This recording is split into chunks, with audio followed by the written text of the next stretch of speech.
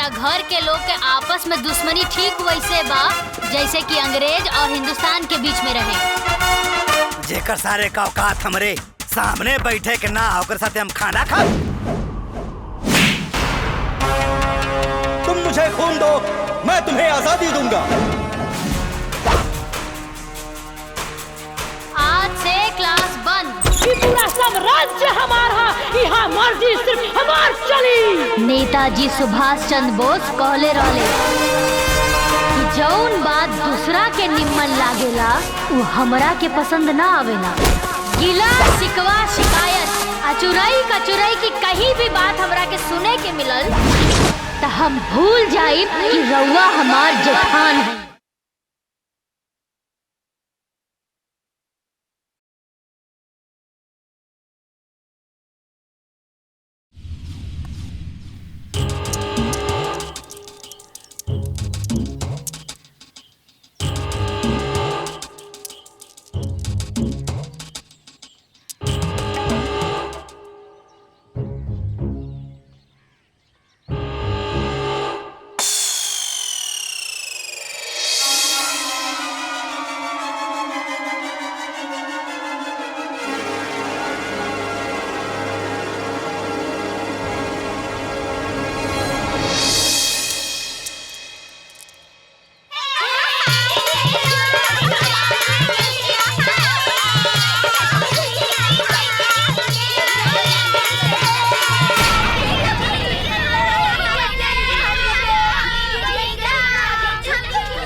अरे घंटा जीत गईला।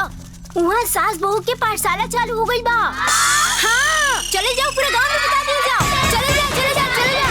चाचा, अरे चाचा, सास बहू की पाठशाला चालू हो गई बा। अरे भैया, सास बहू की पाठशाला चालू हो गई बा। अरे चाचा, सास बहू की पाठशाला चालू हो गई। सावधान, सावधान, सास बहू की पाठशाला शुरू हो गई। सावधान, सावधान, सास बहू की पाठशाला शुरू हो गई। सावधान, सावधान, सास बहू की पाठशाला शुरू हो गई।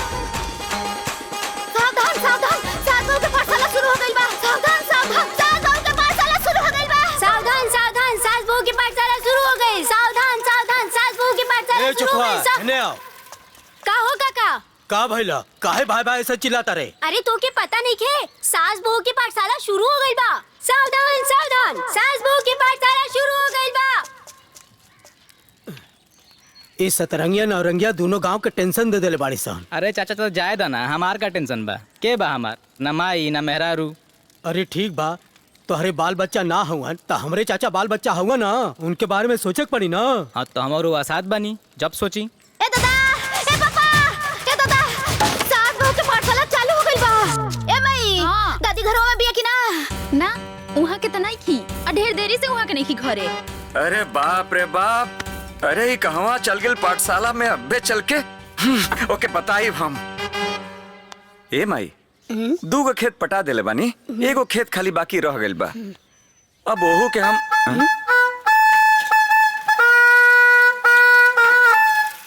सास बहू के पाठशाला शुरू हो गई। लो, अब फिर सास बहू के ड्रामा चालू हो गए। ड्रामा नहीं खे, बीपत बोल बीपत। रे माई, देखता चिंटुआ के माई बिया कि ना घरे।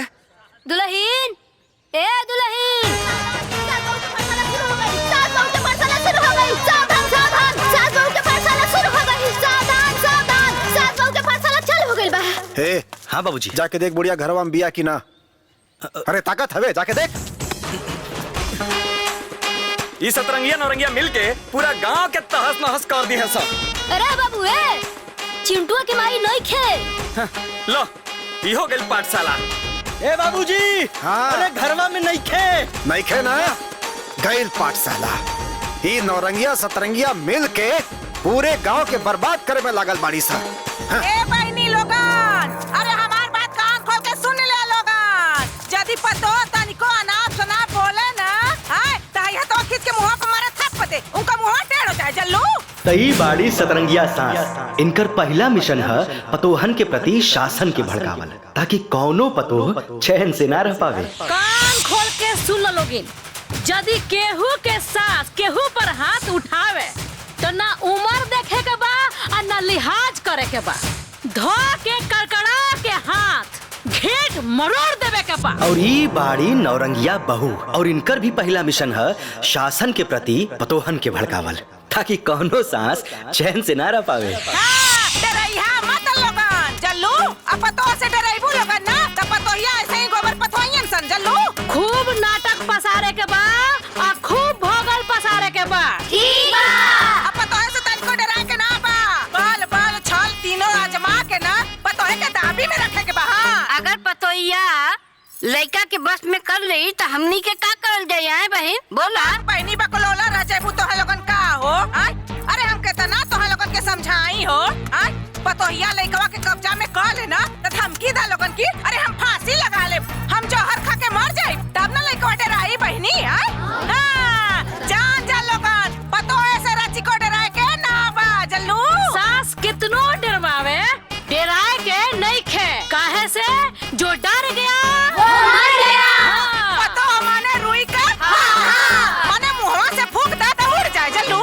सास मतलब मकई के भुआ। सास से न जाए के बा और ना डराए के बा। आए बहनी लोगन, पतो का ना सुने के बा, ना पूछे के बा। पतो रानी मुर्दाबाद। सास रानी मुर्दाबाद। सास रानी जिंदाबाद। बहू रानी घर के महारानी। सास का शासन कायम रही, तनिको पतोहे से डराए के नहीं बा। ई दोनों सतरंगी और नौरंगी सास बहू है, रहेली एक के साथ है, एक के घर में, लेकिन दोनों में तनको नहीं पटेला। ये दोनों के पढ़ाई से आप लोगन के अंदाजा होए गई होई कि ई लोग कौने तरह के पाठशाला चलावताड़ी। सावधान सावधान, सास बहू के पाठशाला खत्म हो गई बा। सावधान सावधान, सास बहू के पाठशाला खत्म हो गई बा। सावधान सावधान, सास बहू की पाठशाला खत्म हो गई। सावधान सावधान, सास बहू की पाठशाला खत्म हो गई। सावधान सावधान, सास बहू की पाठशाला खत्म हो गई। आवे दी बुढ़िया के आज घर में हुरकंडो हो के रही। अरे काहे तू टेंशन लेता रू? तनका राम से वो हमार माई है, ओकरा के हम समझा दे। चुप रही रहुआ, आज उनकर पाठशाला में के मिलल सबरी ज्ञान निकालिए के दम लेही। ए माई, का रे? हौ देख हौ देख हौ देख, हौ देख दादी आ गई। का हो बूढ़ी, सीख के आ गइलू सास बहू पाठशाला में? का सीखलू हा कि पतोही से कैसे लड़ाई करे के बा? दाली में नून कम हो गइल, तरकारी में हल्दी कम हो गइल। हां, इहे कुल सीख के आइलू हा? सतरंगिया से 7 रंग सीख के आइलू हा? अरे ए माई,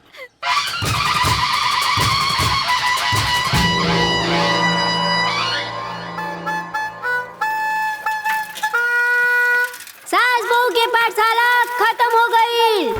हाँ, घर के सारा काम काज छोड़ के अब बड़ी पाठशाला गिरी करत फिरत बाड़ी। ये माई का रे?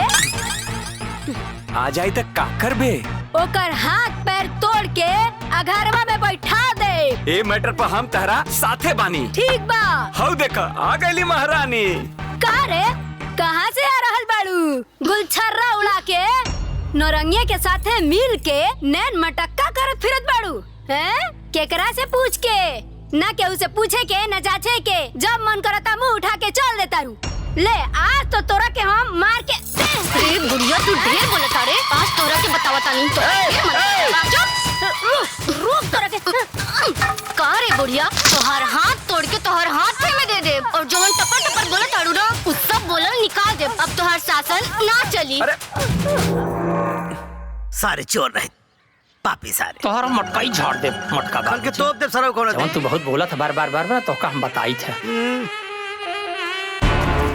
बताओ भैया, तो हर मेहरारू हमरा माई के पता नहीं क्या पढ़ा लिखा देले बिया, घरे हमरे मेहरारू साथे बवाल मचा के रख देले बिया। ई बात ठीक नहीं है।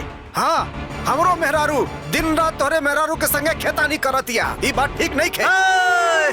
कुल बुझाता नहीं सरो हम। तार रेडियो कौन स्टेशन पकड़ो तो हमके ना मालूम। हाँ, तय सारे हमरे सीधी सादी मेहरारू के बदनाम करता रे, हमरा दुश्मन लोगों से मिलके रे। फुटानी भाई, अपना मेहरारू के समझा दो। का जाने कौन पाठ हमारे मेहरारू के पढ़ल बिया कि हमार मेहरारू हमारा माई के मार के हाथ तोड़ देले बिया। ये ठीक बात नहीं खे। अरे बाप रे बाप, इतना जोर से मरले बिया कि हमार हाथ उठत नहीं खे। ए फुटानी चाचा, तोहरा मेहरारू के चक्कर में हमने के मेहरारू बिगड़ गइल बिया, समझला? हाँ। ठीक नहीं के होत बता देता नहीं। ए सिपाही भाई, हम सब बुझाता नहीं, तू ककरो कंधा पे चढ़ के बंदूक चलावा ताड़ा। ई सब हमारा दुश्मन के चाल है। बतावा हमार गाय जैसन मेहरारू के तू लोग बदनाम करे के साजिश रचा ताड़ा। सारे ए मोटका बाबूजी दुश्मन के का कहले हरे? अरे दुश्मन नंबर 1 हमार मोटका बाप। सारे दुश्मन रुका बताइए पर हम कहा था बाबूजी फाड़ दे। अरे तो क्या काटा हमारी स्पेट ज्यादा बोला जी बताते थे। चुप सारे का हो गइल? अरे का भेल जी? हां आ बाबू अब हमरा के पता चलल कि दोनों जने के खड़यंत्र चल रहल बा। अच्छा आ तू सारे हमारे पीछे सारे साजिश रचत तोरा आ तोहार मेहरारू। ए बाबूजी चुप करी। रउआ अम्मा जी मिल के पूरा गांव में का गुल खिलाओ तनी हमरा सब मालूम है। अरे छुट्टी देख का बोल भी रे? हां तेरे मुंह पर बाबूजी अपना मेहरारू हमरा माई के समझाला। अच्छा करा ताई ठीक ना होई। अच्छा अगर पतो है इज्जत से बात कर। तो हाई अरे इज्जतदार पतो होता हो के चाहिए। आइला बड़ा बोले वाला तो हूं। बुढ़ियो अरे पूरा गांव तरफ थुकता हो पूरा गांव। हमारे पर गांव का थुकी तोरे उतरता ही गांव तो के छुके लगल। आइलू है बोले बजे तू है। अरे सारे हमारा मेहरारू को पूरा गांव बीआईपी कहत हो। अतः सारे कहत हमारा मेहरारू बुढ़िया। ए बुढ़वा मटका तब पूरा गांव तो का कहला बीबी के गिल्ला। बीबी के गुलाम। ये देखा बुढ़वा पगला गई।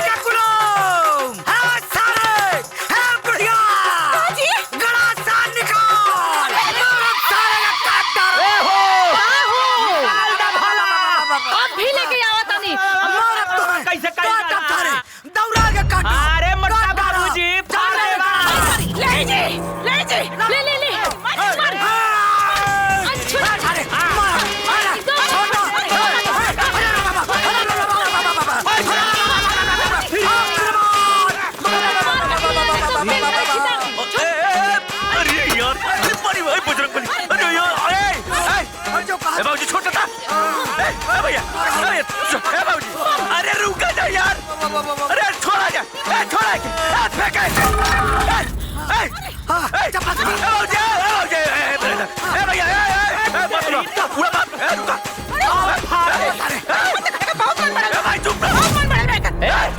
माई के देखा है तनी गर्मी में। अरे चुप रहा रे गोल लगा तनी बाबूजी तो बस चुप। अरे हम बुढ़ा चुप कराई। चल तो बराबर पहले बाड़ी। सन अरे यार चुप रह जा। 4 दिन बाद हमार बियाह बा। अरे हमार ससुराली वाले का सोचे सन हमने के कुछ इज्जत बाकी ना का चाहता रजा। हम जिंदगी भर रोड़ुए रही। ए बस ओम मंगलम भगवान विष्णु मंगलम गरुड़ध्वज मंगलम पुंडरीकाक्षाय मंगलाय तनोहरि वक्रतुंड महाकाय सूर्यकोटि समप्रभा निर्विघ्नं कुरु मे देवा सर्वकार्येषु सर्वदा। शांताकारं भुजगशयनं पद्मनाभं सुरेशं विश्वधारं गगनसदृशं मेघवर्णं शुभांगं लक्ष्मीकान्तं कमलनयनं योगविद्यानरगभ्यं वन्दे विष्णु भवभयहरं सर्वलोकैकनाथम्।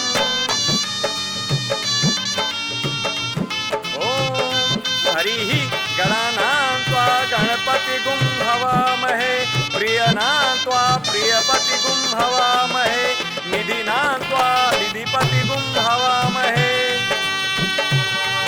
ॐ भूर्भुवस्सुवः तत्सवितुर्वरेण्यं भर्गो देवस्य धीमहि धियो यो नः प्रचोदयात्।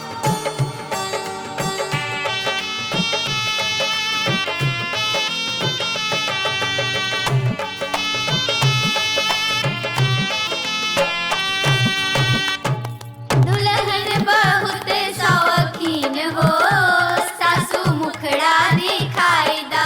दुल्हन बहुत शौकीन हो सासू मुखड़ा दिखाई दा। टिकवा के होई बौछार हो सासू परछन कराई दा। परछन कराई दा सासू परछन कराई। ए बहन तनी हटाओ। चावर लोगन आइली है लोगन बड़ा। सासू परछन कराय दा दुल्हन बड़ी शौकीन हो। अरे बहनी हम अपने पतोहिया का मुंह तो देख लई। ए दुल्हन जानता रू अरे जन बड़की पतोहिया बियानू अरे वो बड़ी कलीन बिया जल्लू। अरे वो हमरे बस में कबो ना रहेला। अरे हमनी सास पतो में ना तनिको ना जमेला, 36 का आंकड़ा रहेला। अरे ई तो आशा बिया ना। अरे आशा में काम करेले, गांव भर घूम घूम के ना कुल पतोहन के सिखा पढ़ा के चढ़ा देले बिया।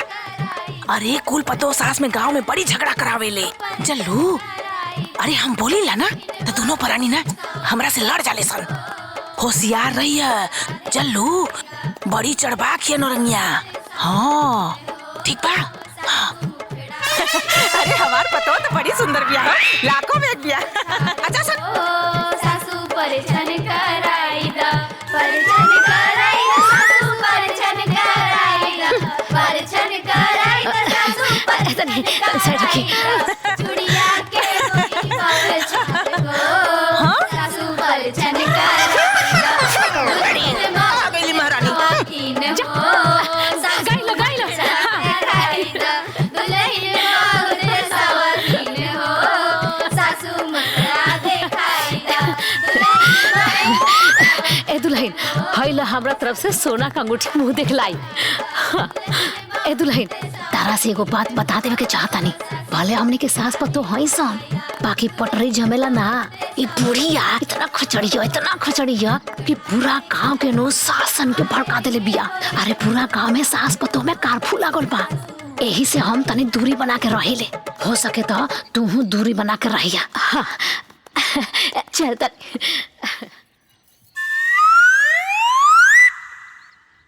ए बहनी जानत हो लोग, अरे हम तो अपना पतोह के बता देले बानी कि ए घर में के कितना पानी में बा। हाँ। ए सखी लोग हमहू अपना नु देवरानी के बता देले बानी ए घरवा में केकर कितना औकात बा। हाय लोग औकात की बात करी हो बहनी। अरे हमारे औकात देखे खातिर ना लोगन के औकात चाहिए। ए सखी लोगिन हमरो औकात देखे खातिर नु और पानी देखे खातिर लोग के औकात होके के चाहिए। अच्छा कर अरे कुकरी, अरे ढेर बोल थे ना तो तोर मुंह ना धक्का कोच दे जल्दी। तो हमहू धाका नु खेतिया वोट दे। अरे मुर्गी का परे खाली चू करे ना कबू। मार के बुढ़िया खटे आज तू मुंह रे दूसरा टमाटर है रे बुढ़िया। दूसरा टमाटर बोल तो मम्मी सो टमाटर बोले। अरे ते है भैंस के गोबर। अरे जे तो के मार के चित ना करे तो हमरो नाम नौरंगिया ना। अरे के तो तोड़ दे तो मार मुंह फोड़ दे। अरे तू के मार अरे बाप रे, अरे बाप रे बाप। चुप, तू चुप ना, तू तेरा चुप। अरे ओकरा के चुप करो। चुप, एकदम चुप। देखो जा, एकदम चुप। अब दोनों जने से कहा था नहीं, बुझाइए। अरे ये भाई एकदम चुप। भाभी चुप, भाभी एकदम चुप। समझा दे इनके। एकदम चुप। अरे तो नहीं शर्म नहीं क्या होत रे? अरे नया तार बहुरी आइल बिया, हमार दुल्हन आइल बिया। आ तो हम लोगन अपन औकात दिखा देलु जा। हां शर्म नहीं क्या होत? उनके 2-4-5 दिन भी रह दल रही तू जा इज्जत से घर में। ये पहले बोल ले। भाई चुप, एकदम चुप। समझाई। अरे समझाई अपना घोड़ा खजारी। चुप करे बोला नहीं चुप। तो बता देता नहीं हमरा से पूरा होई। अरे बाप रे बाप। अरे मायरे माय। अरे तो हम लोग ऐसा का खड़ पड़ जा हो गइल ना। जा गोड़ लगता नहीं।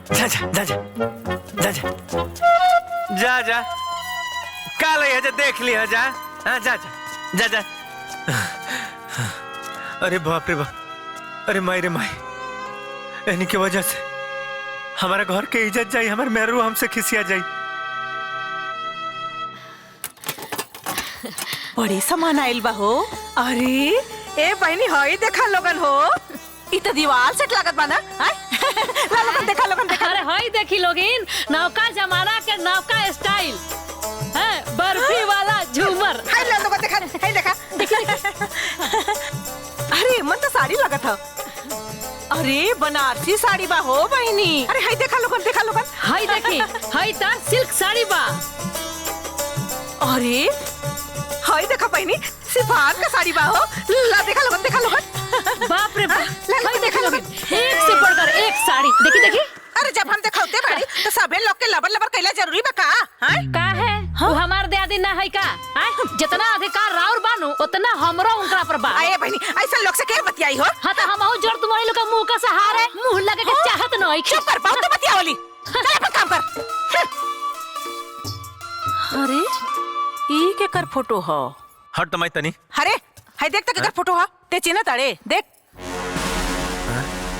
ई के कर फोटो हो? दिखाओ तो भाभी। ना हमारा हिसाब से तो भाई ये उनकरा घर के केहू के फोटो नहीं खेलागत रे। दुल्हन जी माँ जी। ला आ गई। ई के कर फोटो हो?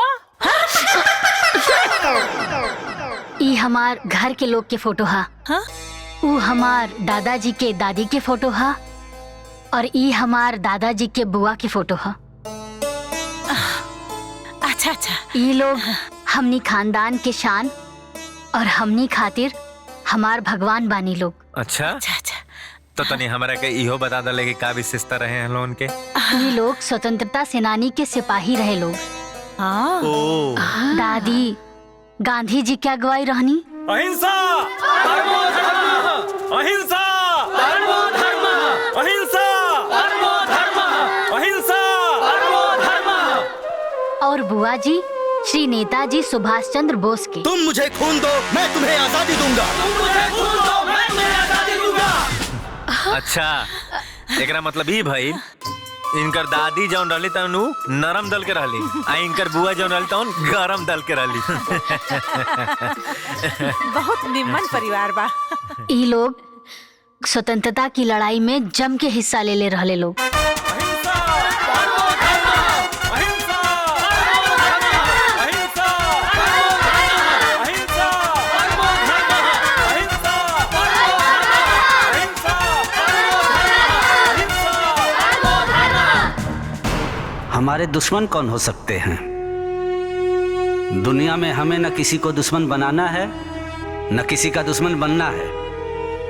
हमारी तमन्ना ये है, हमारी आशा ये है, भगवान से प्रार्थना ये है कि हमारा हिंदुस्तान ऐसा आजाद हो, दुनिया देखे और कहे कि अगर आजाद बनना है तो हिंदुस्तान जैसा बनो, जहां प्रेम है वही जीवन है। अहिंसा परमो धर्मः।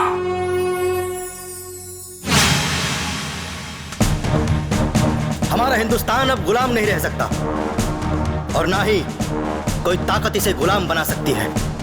हाँ, हम गुलाम हिंदुस्तान में पैदा जरूर हुए हैं, लेकिन स्वतंत्र हिंदुस्तान में जिएंगे और मरेंगे। बहादुरों, बिना कीमत चुकाए दुनिया में कुछ भी हासिल नहीं होता। हमें भी आजादी की कीमत चुकानी है। क्या आप लोग तैयार हैं? हाँ!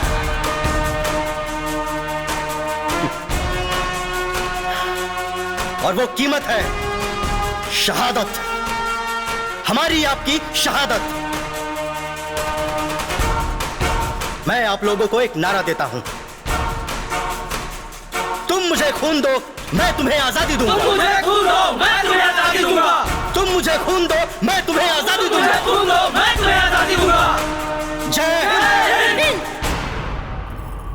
हम सब लोगों को आपस में मिलके दुनिया को दिखाना होगा कि हम हिंदुस्तानी दिल से, हृदय से स्वराज की स्थापना करना चाहते हैं और इसके लिए हमें एक होना होगा।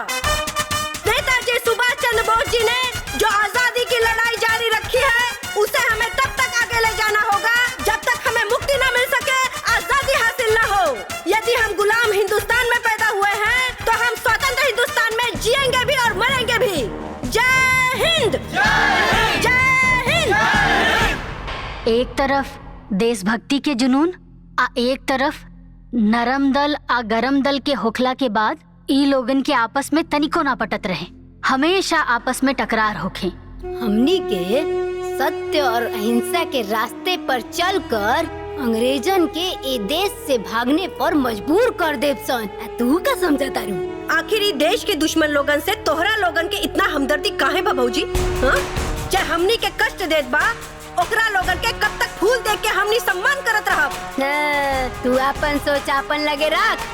हम तो गांधी जी के रास्ते पर चलब। तोहरा के जकरा रास्ते पे चले के बाद चला, बाकी हम तो नेताजी के रास्ते पे चलब और इस देश से फिरंगियन के नानी याद दिला के रहब। भग हमरा तोरा से बात नहीं के करे के, हमरा के भी तोरा से बात नहीं के करे के बा।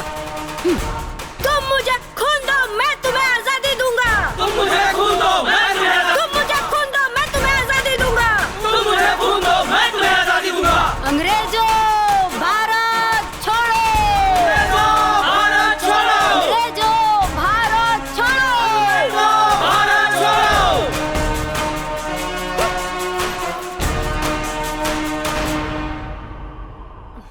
देखा ले, ये दोनों महान विभूति के लोगन के हमनी के सत सत नमन बाटे और हमरा के तारा ऊपर बहुत नाज बाटे कि तू ए महान विभूति के परिवार से बड़ू, तू इन लोगन के अंश बड़ू। धन्यवाद। हमार पूरा खानदान ई लोगन के आदर्श के पथ पर ही चलेला। आज तू दिन में बतैलू है कि तू स्वतंत्रता संग्राम सेनानी के घर से हो। सच बताई, इस सुन के हमरा के बहुत बहुत बढ़िया लगल। आप ओहन लोगन के परिवार से हैं, ओहन लोगन के अंश बाप के अंदर, एकदम मन खुश हो गया हमार। अच्छा ये छोड़ा ले, एगो बात कही। जी बोली। बात ही बाकी एक घर में बाबूजी, भैया, माई, हमार भौजाई, यहाँ लोग ना आपस में ना दुश्मन के तरह लड़े लन जा, लड़े लन जगह यहाँ लोग आपस में दुश्मन हवन जा।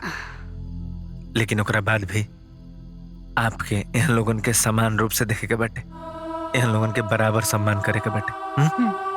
आप यहाँ लोगन के ख्याल रखम ना। जी जरूर, रहुआ चिंता मत करी। ठीक बा।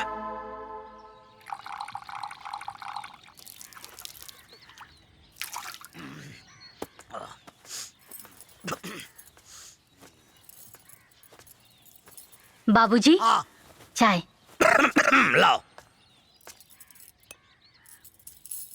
दुल्हन। जी बाबूजी। एक बात नोट कर लिया। बोली बाबूजी।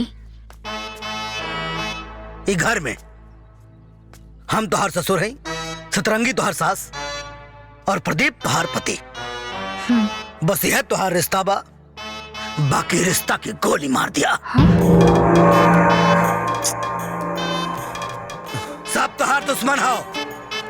एन्ने के देखा तो दूर, एन्ने के मुंह पे थूकिया मत। हेलो, थूकिया मत। जी बाबूजी। हाँ जा।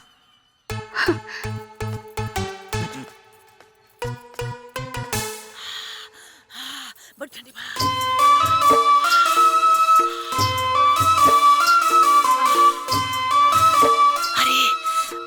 अम्मा जी ली चाय पी ली। अरे दुल्हन बड़ा बढ़िया कहलू, चाय लेके आ गेलू।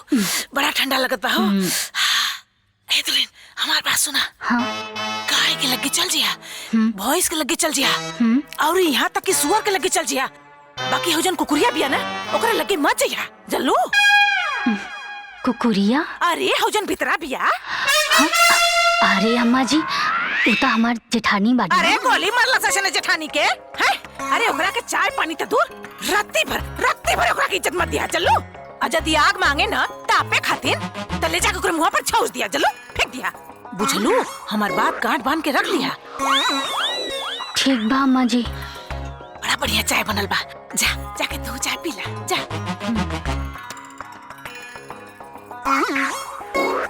ए दुल्हन याद रखी हा, दुश्मन मतलब दुश्मन अम्मा जी।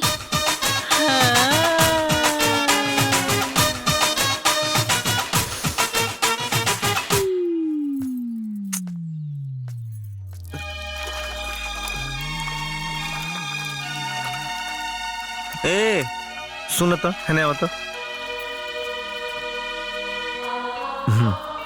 का बात बा? माई और बाबूजी। छोड़ा माई बाबूजी लोगन के बात, यहाँ लोगन के बात पे बिल्कुल ध्यान मत दले, बुझाई?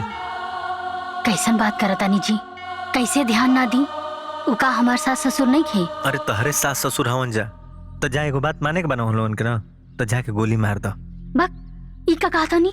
का कहतनी का? जौन कहतनी तौन एकदम सही कहतनी। जितना कहतनी उतना सुना और उतने कर, ठीक ना? तू एक काम कर, ई जौन तू लड़ाई झगड़ा रोज के देखत रहू ना, रोज के ड्रामा बा हम लोगन, रोज लड़ी हसन, रोज ये कुल करी हसन। बात समझे कोशिश करो ना, एमे के उतार दुश्मन बा बोला ना ना, ई कुल कुल एक हो जे हसन, परेशान मत हो, समझ गेलू जा। ताजी अब हमरा के का करे के चाही? अब तू ही बताओ का करे के चाही। जेठ और जेठानी जी के चाय देवे के चाही, हम दे के आवतानी।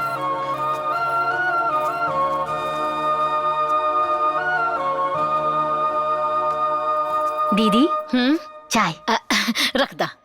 ठीक बा। ए छोटको है ना, सुना। हाँ दीदी। बूढ़ियों के चाय वाय मत दिया, बुझा गई? अरे वो बड़ा खाचड़ी हिया, खाचड़ी, तनी सतर्क रहिया। कुछ करे के होई, कुछ पूछे के होई, तू हमरा से पूछिया, हम बता। हाँ ठीक बा दीदी।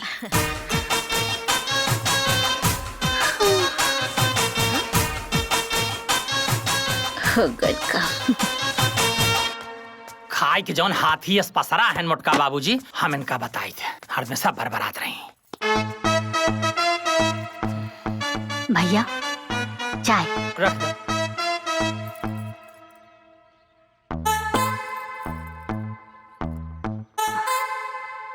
छोटको, ई घरे में 2 लोग गले के फांस बा, एक तो तोहार सास और दूसर का वो मोटका ससुर। हम तो कहा भी लोग से तू बच के रही है।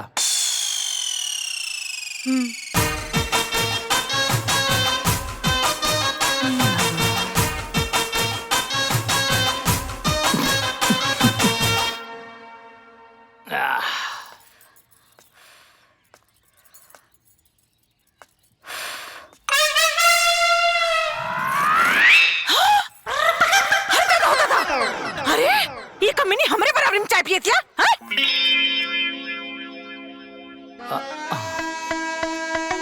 केहू शेर हो की तो हो की, हम सवा शेर रही।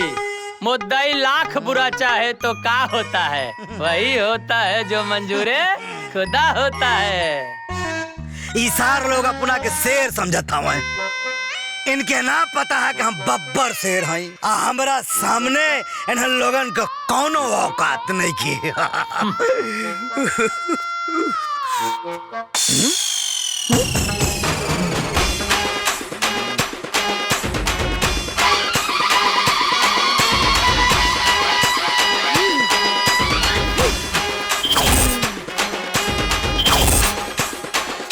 हमारा मना कैला के बाद भी बहुरिया भिखारिन के चाय दे देलस।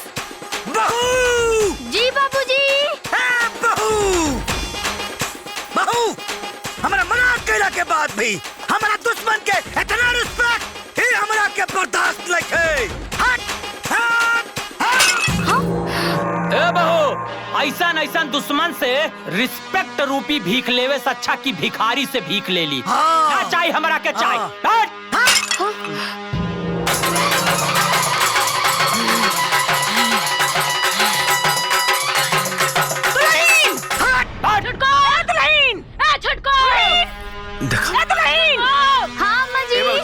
भैया तो हम लोग कभी सुधरबे ना कर बजा, गजब हाल बा तो हम लोगन के।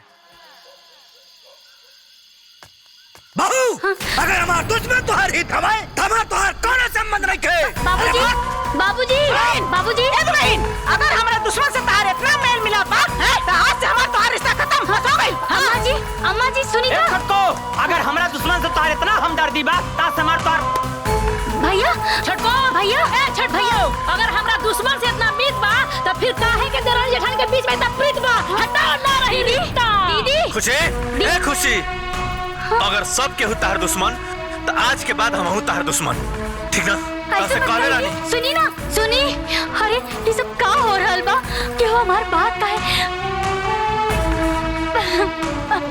देखलू कैसे फूसी उतरनी है, फुटनिया का दुल्हन के बेहर कौनी है। हाँ सही कहनी है ना? अरे रउआ एकदम सही कहनी है जी। हाँ ना ओकरा से कोनो गम बाटे के बा, ना कोनो खुशी बाटे के बा। हाँ त काहे के लासी पुसी लगी? तू देखत रहो, हम इनके सार का फूसी ना उतार देनी तो कैया। काजी छुटकी से सही दाम में बोलनी हनु उस सतरंगिया के खिलाफ। हाँ यह गर्मी बनल रहा दा, यह देखत रही ई नौरंगी झुकी ना एकदम ठंडा। अरे रउआ निमन ताप देखौले रहती और निमन से रहती तो एक अंगना में हम 3 अंगना करा देती। हाँ। हे भगवान, ये कैसन धर्म संकट में हम पड़ गइल बानी। हमार ता दिमाग पागल हो गइल बा। कुछ समझ में ही नहीं खे आवत कि हम का करी। हमार ता बुद्धि भ्रष्ट हो गइल बा।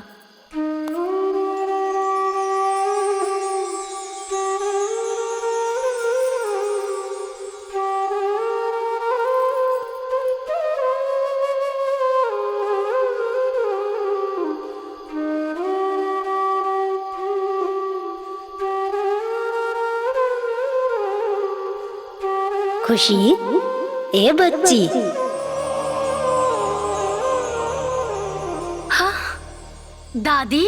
ए बच्ची, तोहरा के परेशानी के जाल में फसल देखनी है त निकाले खातिर आ गई नी। अब का करी दादी, कुछ समझ में नहीं खे आवत। सब केहू तो आपन बा, केकरा के छोड़ दी। मन करता कि अपने कपार जाके कहीं फोड़ ली। ना ना बच्ची, अकुतैला से और खिसियला से कोनो समस्या के समाधान ना होला। हाँ, बापूजी हमेशा ई कहानी। आँख के बदले आँख पूरे संसार को अंधा बना देगी। इसीलिए हिंसा का जवाब हिंसा से नहीं, प्रेम से देना है। खुद वो बदलाव अपने में कीजिए जो दूसरों में देखना चाहते हैं। पहले तो वो आप पे हंसेंगे, फिर वो लड़ेंगे और तब वो जीत जाएंगे। अहिंसा परमो धर्मा। अरे दादी, हमरा घर के लोग के आपस में दुश्मनी ठीक वैसे बा जैसे कि अंग्रेज और हिंदुस्तान के बीच में रहे। और रउआ यहाँ प्रेम के बरसात करे खातिर कहतानी। अरे जहाँ हर तरफ खाली नफरत के आगे लागल बा, ई कैसे संभव होई दादी? देखा बेटी, जहाँ नफरत होला उहे तो प्यार भरेला, है ना? और जहाँ खाली होला उहे भरेला।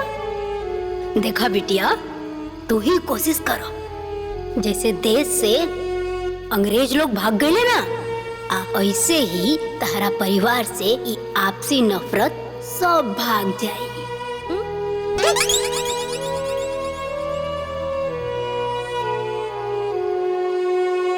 ली, खाना खा ली। अरे अब रउआ काहे नाराज बानी? घर के लोग नाराज भइल बा, ऊ तो समझ में आवता। हाँ, एमे हमार का गलती बा?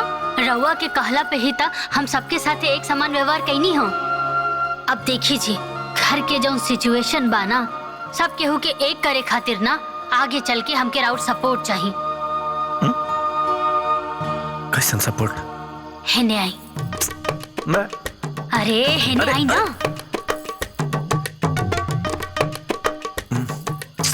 अभी नया कौन तिथि में आ गई भाई? हम जितना कहा तानी ना उतना कर दे। हर एक सामान हमरा के काल ही चाहिए। ठीक बा। अब खाना खा ली। ला, खा। अरे खाई ना।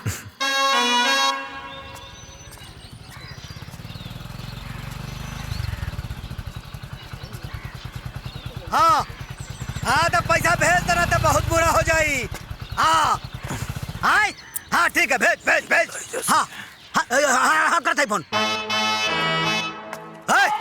एमन कहाँ रे? अरे हवे कुछ ना। कहाँ हो? अरे कुछ का मतलब ना। अरे होला ना। कहाँ होला? अरे फूल कुमारी। फूल कुमारी का सारे? अरे अरे बाबूजी, फूल कुमारी मतलब देखा बाबूजी, तू हो गई बड़ा बूढ़। और कुछ हो ना, तारा जौन बुझे के बतन बुझे ना, तो मत बुझा। अरे मेहर बसा, मेहर बसा हो गए सारे। अरे जा जा सारे, जा मेरा रुका जा। अरे बाबूजी, तू सठिया गई बड़ा। नालायक सारे, नहीं तो फूल कुमारी लेके घूमत हमें। अरे बाप रे, अरे मोरी खून निकल गया। एक बार और मारना तो कुकुर काटी। अरे कुकुर काटी तो काटे दले। अरे कहता ही मारना। ना ना छोड़ो। कुछ ना हमारा, छोड़ा ना। अरे भैया ये छोड़ा, यही कुछ करता ना। भैया ये करता यार। अरे लाग दिखाओ। अरे छोड़ा। छोड़ा, जब तेरे बाप के न दिखानी हो तारा का दिखाई। अरे कहाँ तई दिखा दे।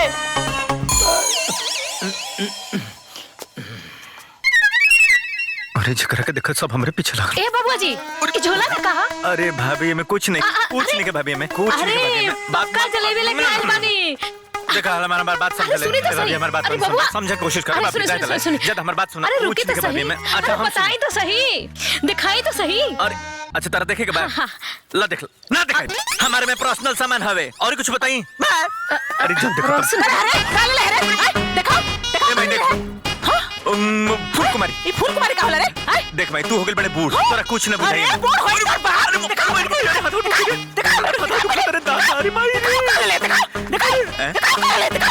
स्टैचू स्टैचू हिले मत न तो पाप पड़ी।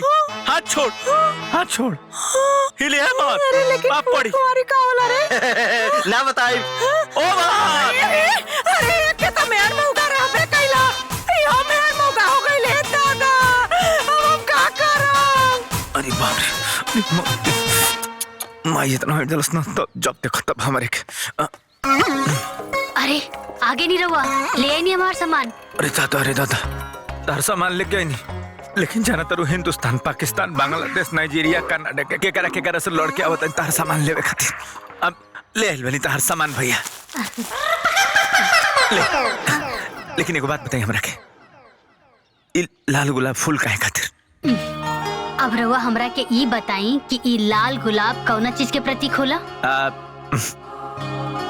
प्रेम खातिर। अब रहुआ देखब कि कैसे हम ई लाल गुलाब के जरिए पूरा घर वालन के मन में एक दूसरे के प्रति प्रेम के धारा बहाइब। प्रेम के धारा मतलब बस रहुआ हमार साथ देहब। ठीक बा।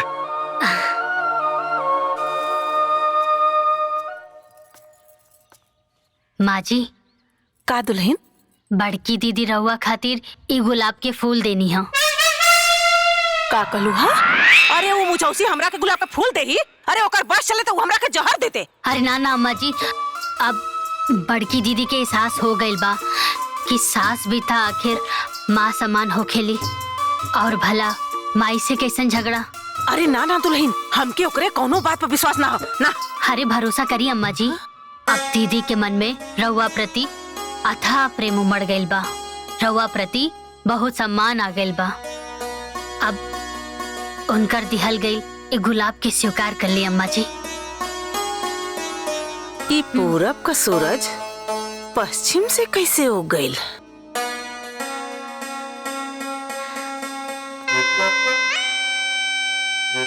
हाँ।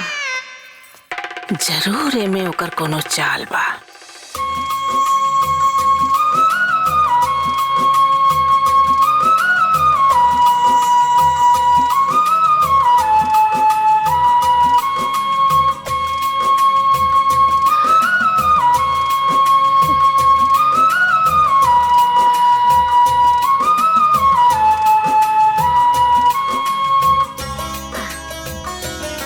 दीदी हाँ छटको एक गुलाब के फूल तोहरा खातिर अम्मा जी सप्रेम भेंट भेजले बाड़ी। बाप रे बाप, अरे जवान बुढ़िया हमरा के सपना में भी प्रेम ना करेले उ सब प्रेम भेंट में गुलाब के फूल भेजतिया।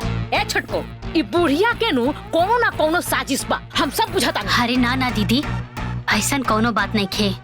अम्मा जी के ना अभी दुनिया के सच्चाई समझ में आ गइल बा कि आपस में लड़ाई झगड़ा और किचकिच कैला से ना कुछ ना होई, बल्कि असली मजा ता आपस में प्रेम कैला में बा। यही से देखी ना कि उरवा खातिरी गुलाब के फूल भेजले बानी। आ गई बुढ़िया औकात में गुलाब के फूल भेजता रही।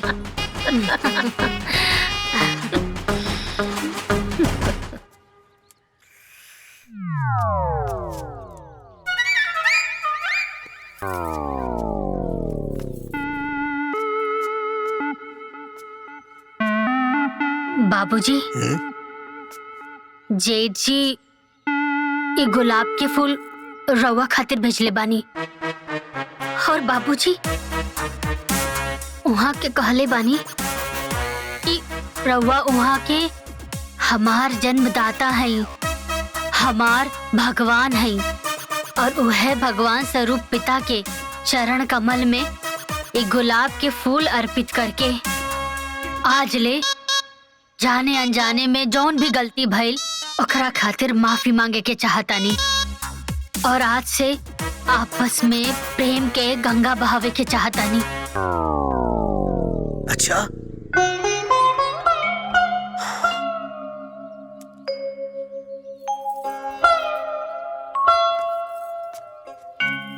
मेरा काना धलसा। बाबूजी, जेठ जी रवा के सामने आवे में उनकरा के शर्म आवत रहे, यही से। दुल्हन, हम उस सार का बाप आई, ओके सारे का हम खूब जानीला।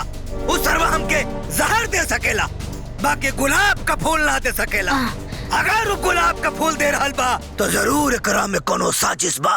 अरे नाना बाबूजी, ऐसन कोनो बात नहीं खे, वहाँ के दिल से देले बानी। अच्छा, हाँ ठीक बा, तू कहा तारू तो हम हूँ देखतानी। देखतानी उनका दिल सरो काम।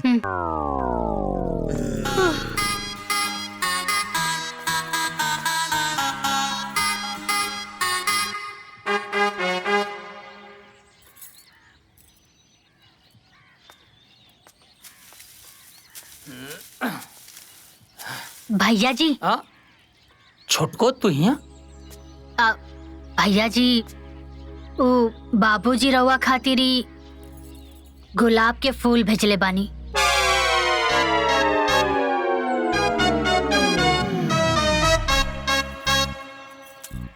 छोटको, जे बाप अपने लड़का के जिंदगी भर कांटा के से सजौलेस, आज वो अचानक गुलाब के फूल भेजले बा। भैया जी, बाबूजी कहले बाड़न कि हमार पुत्र से कह दिया कि अब हमरा के जीवन के सारा सार समझ में आ गइल बा। ये रुपया पैसा धन दौलत ये सब कुछ मोह माया बा। जिंदगी के असली संपत्ति ता रिश्ता नाता हा। यही से बाबूजी कहले बाड़े कि अपने तो अपने होते हैं। और पता बा भैया, बाबूजी का कहले बानी कि हमार पुत्र से कह दिया कि हमारी प्रेम स्वरूप भेद स्वीकार करके अपना मर्म स्पर्शी प्यार के अधिकार बनैया ए बेटा।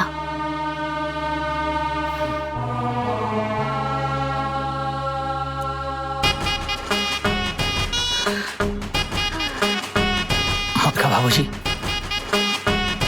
बहुत जल्दी भुला गया। जानू। हाँ जानू। गुलाब के फूल हमरा खातिर ना, हमरा खातिर वो बुढ़वा भेजले रहले छोटकी खाते और कहत कंप्रोमाइज करे के निकल गए है गड़ी एकर मटका। अरे हो देखी हई बुढ़ियो भी हमरा खातिर भेजोले बाड़ी। अब उनकरा समझ में आ गइल हमर वैल्यू। एक मिनट, चलो बाहर देखल जाए का होत बा। चलो। हाँ चले के जरा देखल जाओ, हमने से नजर मिला पावत लो कि ना। चले चल। आओ दौड़ के आओ। देखा तारू? देखा? बहुरिया के हाथे मुचरवा सार हमके गुलाब का फूल भेजले हो। ए फूल पे थोका ताई हम। अरे रे हुआ खाली काहे जी? हमरा को देले पिया। हम ओ नौरंगिया के नानी के गुलाब पे पड़ना थोका थो।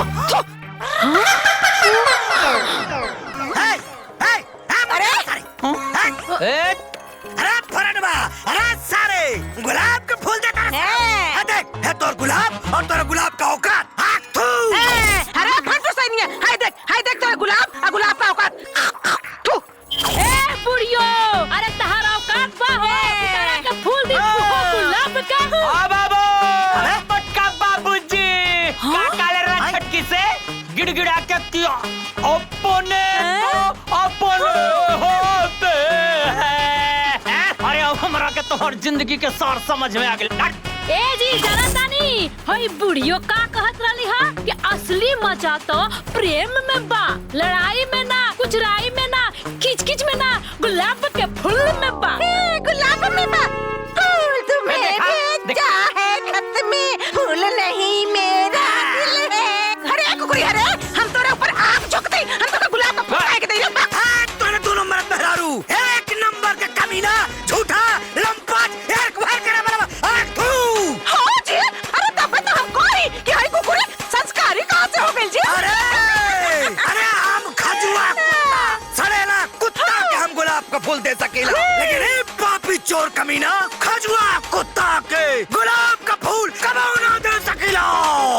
हाँ, अरे हम हाउ मोटकी करियाई भैंसिया के गुलाब का फूल दे सकीला, बाकी हाय दुश्मनिया के गुलाब का फूल ना दे सकीला। अरे चुप कर बुढ़िया, अरे चुप। अरे तू सुना जाएगा तो हम जानवर में भी गिर जाएंगे। तू बात करता है। ए मोटका बाबूजी, अब समझ में आ गइल कि ड्रामा के डायरेक्टर के हा।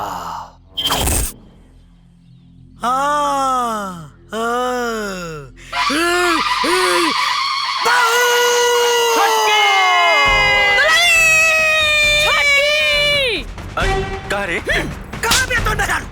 आई का बड़ी? एगो बात बता दो रही, जौने आदमी का हम सकल नहीं के देखल चाहत, ओकरा के हमारा नाम के गुलाब का फूल पकड़ा देलू हो।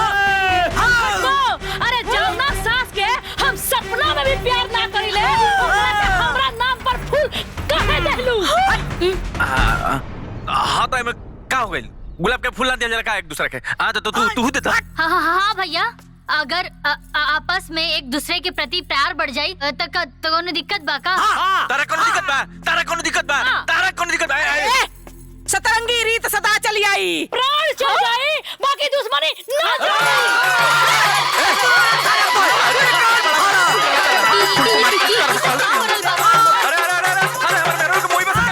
अरे बहनी जान जा लोगन की हमार जन छोटका पतो बाड़ी ना गुलाब का फूल लेके आई रही है हमारे में और नौरंगिया में मेल मिलाप करावे खातिर। बाकी हमार कहना में ही बात कि एक बार सास पतो में दुश्मनी का रेखा खींच गई तो आजीवन बरकरार रहे के चाहिए। बुझलू? सही बात सुन लिया तो हनियो लगन ना अपना अपना पतो में ऐसा ही दुश्मनी बरकरार रखिया लोगन। जल्लू गुलाब के फूल होखे और चाहे हीरा के हार, प्राण जाए तो जाए, बाकी सास पतोह के बीच में झगड़ा खत्म ना होखे के चाहिए।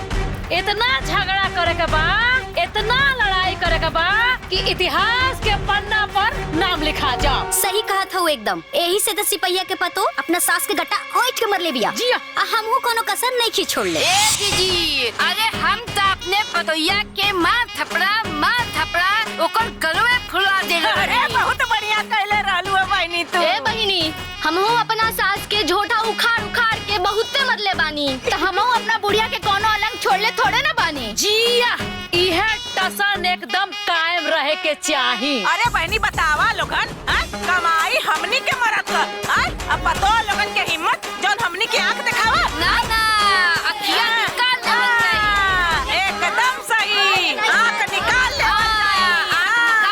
जाई। अब बतावा लोगिन, दिन भर खटे हमनी के मरद आ हमनिया के घर में नौकरानी के इज्जत।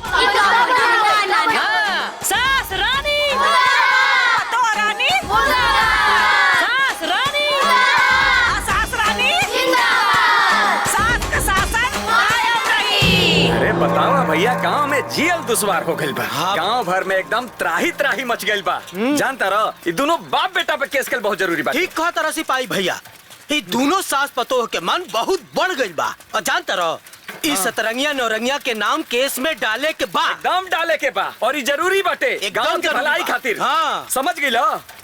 अरे रुका लोगिन मर्दवा, कहाँ जात बड़ा लोगिन? जातानी सतरंगिया नौरंगिया पर केस करे। ए मर्दे, केस करे? केस करे जाता हुआ रहुआ लोग के कुछ मालूम बा कि ना? का? अरे महाराज, जो नईकी पतोहिया आइल बिया ना, हाँ, वो गुलाब बांट बांट के सास पतोह में प्रेम पैदा कर दिया। हाँ? अच्छा, और का? अब तो सतरंगिया नौरंगिया का झगड़ा खत्म और समझ ल कि पाठशाला बंद। अब पाठशाला बंद तो हमनी के घर में शांति है। शांति अरे कौनो शांति ना होई। कहा कि गुलाब वाला प्लान फेल।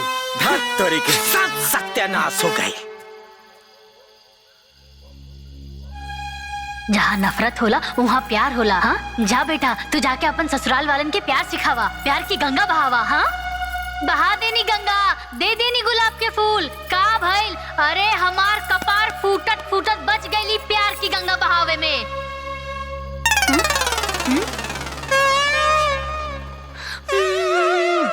अब ऐसे का ताकत आड़ू दादी, कुछ बुलबू। देखा बेटी, जैसे लोहा से लोहा कटेला, ये बात बिल्कुल सच बा। पर हाँ, गुस्सा से गुस्सा ना कटेला और न ही नफरत से नफरत मिटेला। हम कहा थे ना, कुछ फायदा ना हुई।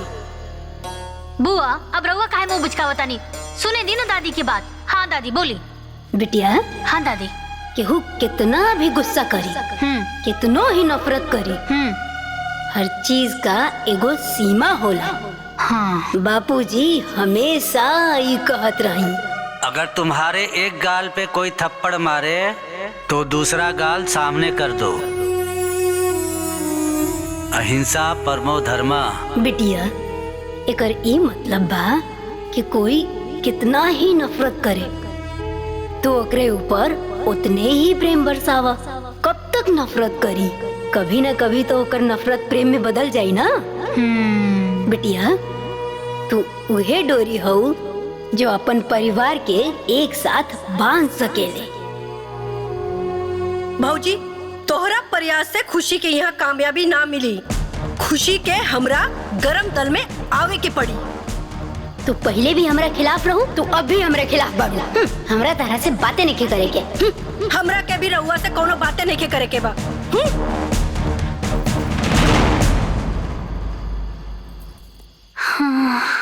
वैसे दादी बात तो ठीक कह रहल बानी, काहे कि प्रयास तो हम खाली एक ही बार कहनी हो। अब हमरा के अपन दूसर गाल आगे करे के पड़ी।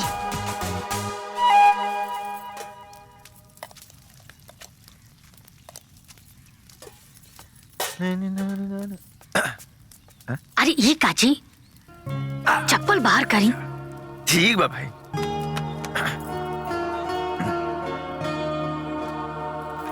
काजी कल यानी मनमानी पच गिल आपके पेट के पानी आए?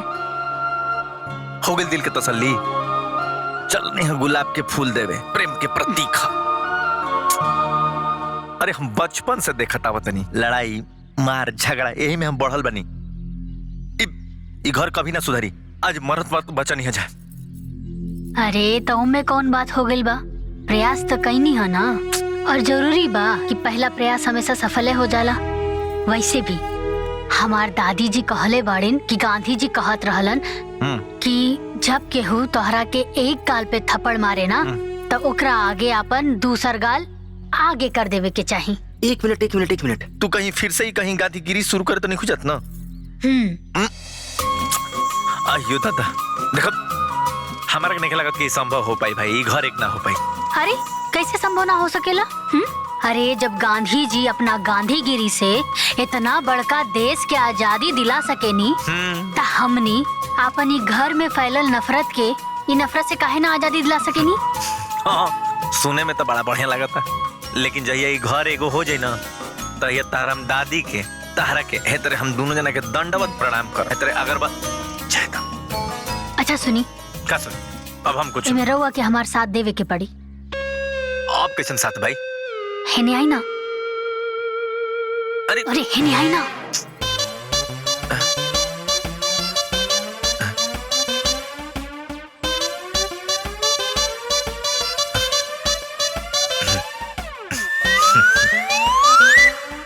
ठीक बा। बैठी बाबूजी, बैठी माई बैठी, हम खाना लेके आवत हैं। भाभी भैया, बैठा बैठा चुपचाप बैठा जा, बैठा सामने।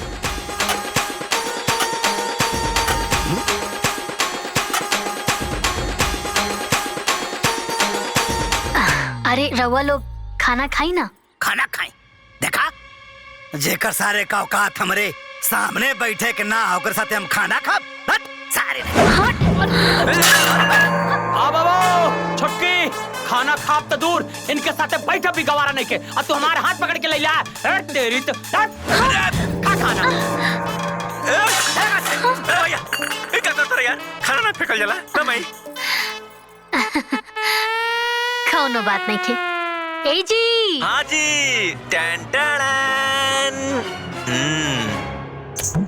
ले जी हम आ गए नी। ले ले सबके दे। बाबूजी ले खाना खाई। भैया कौनो बात नहीं खे। दुल्हन हम कतई हटा थाली। अरे अरे ए दुल्हन हम हो इनके सामने। अरे भाभी हटा।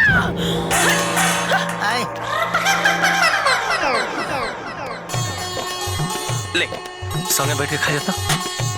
कौनो बात नहीं खे। अम्मा जी खाना खा ली। दीदी खाई। हम कते हटा ले थाली ना तो हम थप्पड़ मार दे। कौनो बात नहीं खे अम्मा जी। ई रहल हमार गाल, जितना मन करे उतना थप्पड़ मार ली, लेकिन खाना खा ली। तू बहुते बेशर्म हो गल बाड़ू। ए छटको हाय हमार थरिया हटा दा ना तो धोखेदार झोटक के मार देम। कौनो बात नहीं खे दीदी। ई रहल हमार झोटा, जितना मन करे उतना उखाड़ ली, लेकिन खाना खा ली। खा ली। सिखावा चलन है।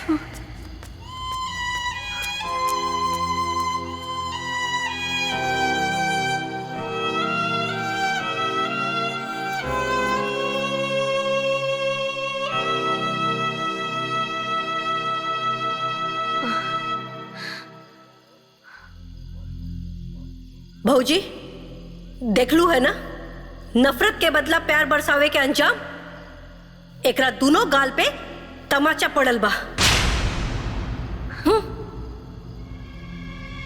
बिटिया, जैसे हर ताला के खोले खातिर अलग अलग चाबी होला, वैसे इंसान के लाइन पे लावे खातिर अलग अलग तरीका होला। ये बात सुभाष चंद्र बोस जी हमेशा कहत रहनी। एक बात आप लोग जान लीजिए, सबसे बड़ा अपराध अन्याय को सहना है और गलत काम का साथ देना है। और ये अपराध हम नहीं करेंगे। नहीं करेंगे, नहीं करेंगे। तुम मुझे खून दो, मैं तुम्हें आजादी दूंगा। तुम मुझे खून दो, मैं तुम्हें आजादी दूंगा। तुम मुझे खून दो, मैं तुम्हें आजादी दूंगा। तुम मुझे खून दो, मैं तुम्हें आजादी दूंगा। जय हिंद। जय हिंद।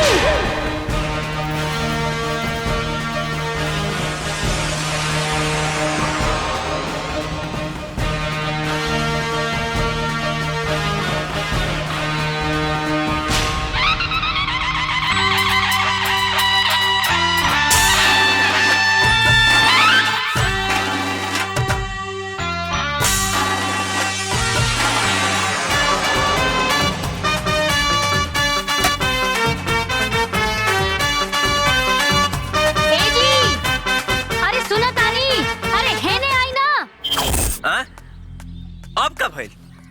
अरे अरे हमरा के सासू माँ और दीदी के पाठशाला में जाए के बा। पाठशाला? ए भैया ए सुना हमारी बात सुना। हाई हाथ में लौर डंडा लेके आप पाठशाला जाए के बात करते रहूं।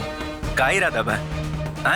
ई परिवार एक बा, हमार इरादा ने एक बा, और ये बात तू लोगन के दिमाग में घुसावे के बा और सब केहू के सही रास्ता पे लावे के बा। चली। अरे चली शाबाश। हमार मेहरारू जिंदाबाद। हमार मेहरारू जिंदू आगे चला। हमार मेहरारू जिंदाबाद। बटनी चला चला। जय भैया पानी मत मार। चला पाठशाला बंद करावे पाए वाला। चला बा। नौरंगिया सतरंगिया के एक नौकी बहुरिया इलाज करे जाती है। अब चलो। हमार मेहरारू जिंदाबाद। हमार मेहरारू जिंदाबाद। मजा आई। चलो ए दादिया का चला। रखत मारा चलो। बहुत गांव के मामा हो गए। चला बार चला तो संगे चला। चला बा।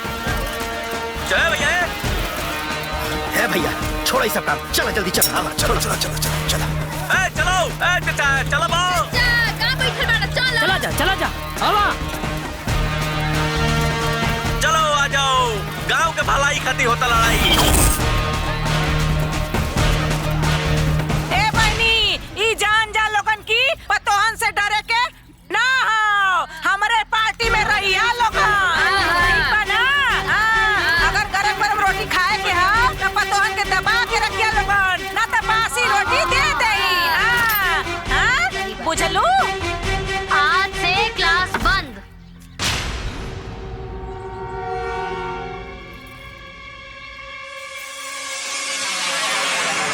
रउआ सब लोगन के हम सम्मान पूर्वक की चेतावनी दे रहल बानी कि आज के बाद ई गांव में सास बहू के शिकवा शिकायत के कौनो क्लास ना चली। और हम आप लोगन के लाइव मैच सुनाई। हेलो हेलो चला रेडी। और ये देखी खिलाड़ी मैदान पर पहुंच गइल बा। अच्छा हो हां अजती ना बंद होई त का करबू हां बोला बोला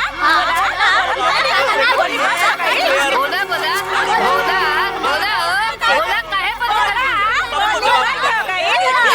भारत माता की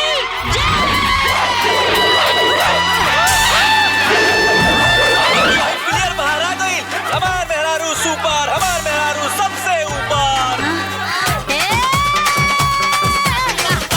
अरे ना सुनाई हमने के कोनो कसूर नहीं के बा। अरे तोहर सासू माँ हमनी के बुला के खुशराई करता नहीं है।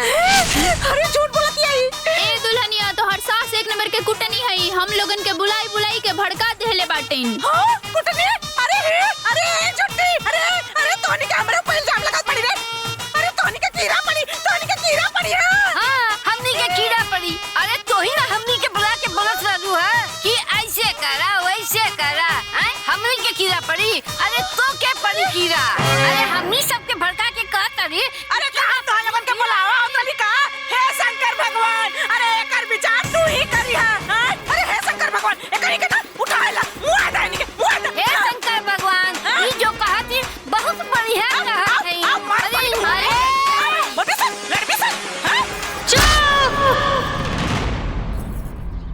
और मामला बहुत गंभीर बा।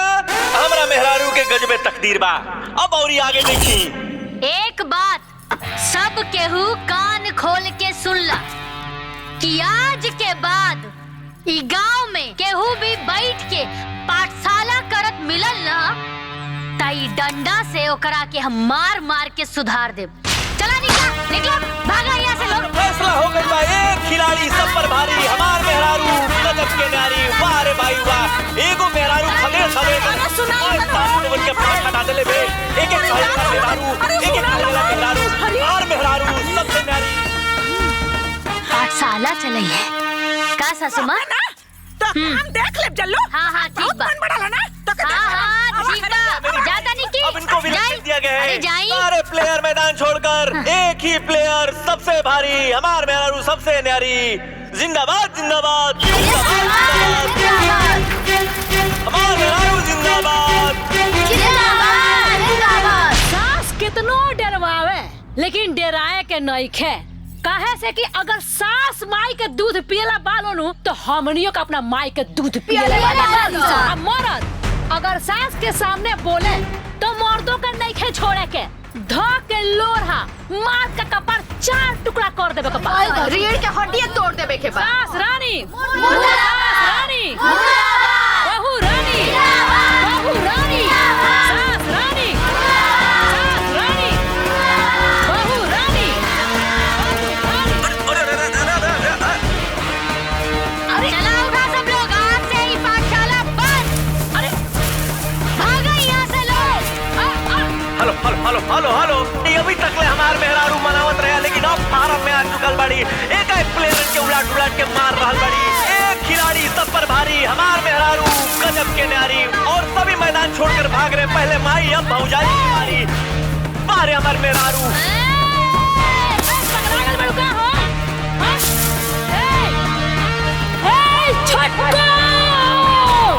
और गजब के खेल बा गजब के नजारा बा। एक खिलाड़ी सब पे भारी चौका मारी दनादन मारी। और भैया हम आंखों देखा हाल बता रहल बानी। इस त्रिकोणी श्रृंखला में पहले हमारा माई के संगे और अब भौजाई के संगे हमारा मेहरारू के लड़ाई बा। स्टार्ट। ए छटको तहार हिम्मत कैसन भइल हो हमरा लोग के यहाँ से खदेड़े के। ई टीम हमार है। ई पूरा साम्राज्य हमार है। यहाँ मर्जी सिर्फ हमार चली। ए जेठानी जी आवाज नीचे। नेताजी सुभाष चंद्र बोस कहले रहले कि जौन बात दूसरा के निम्मन लागेला वो हमरा के पसंद ना आवेला। यही से आज के बाद गिला शिकवा शिकायत अचुराई कचुराई की कहीं भी बात हमरा के सुने के मिलल तो हम भूल जाइब रउआ हमार जेठान है। ए जी। हाँ जी। चली चली।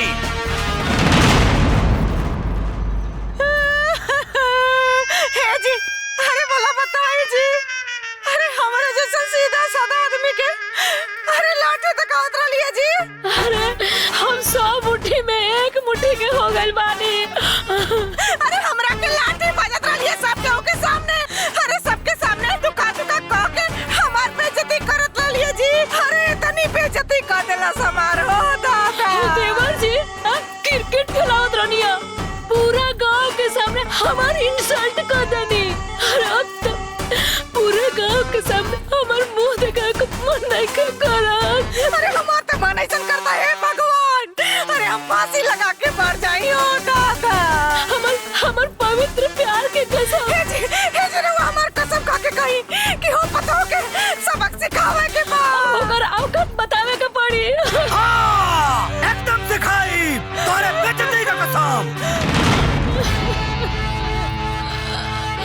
तोर इंसल्टी के कसम। निकाल करा था काटा भाई, काटा निकालता नहीं एकदम काटा। बाबू हमरा गाय जैसन मेहरारू के इंसल्ट कैले बाड़े। निकाल लाठी बल्लम दिखाई थन करा के चल। चली चली।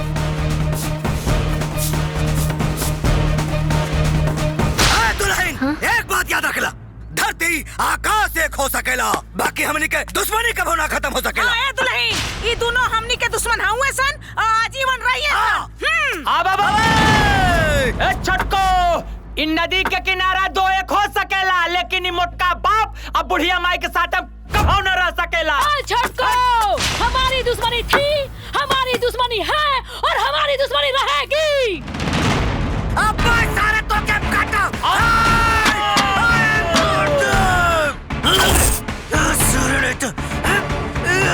हमारी दुश्मनी अमर रहे, हमारी दुश्मनी अमर रहे, हमारी दुश्मनी अमर रहे, हमारी दुश्मनी अमर रहे, हमारी दुश्मनी अमर रहे,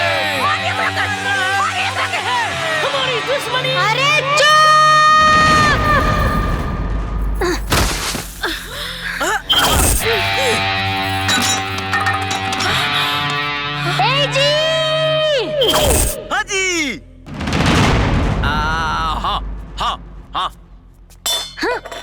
अरे चलो। अरे तुम क्या करते हो? अरे चली चली। बाप रे। अरे ए छटको, अरे तुम क्या करते हो? चली। बाप रे। ठीक ना हो बताए तनी। अरे आगे बढ़ी।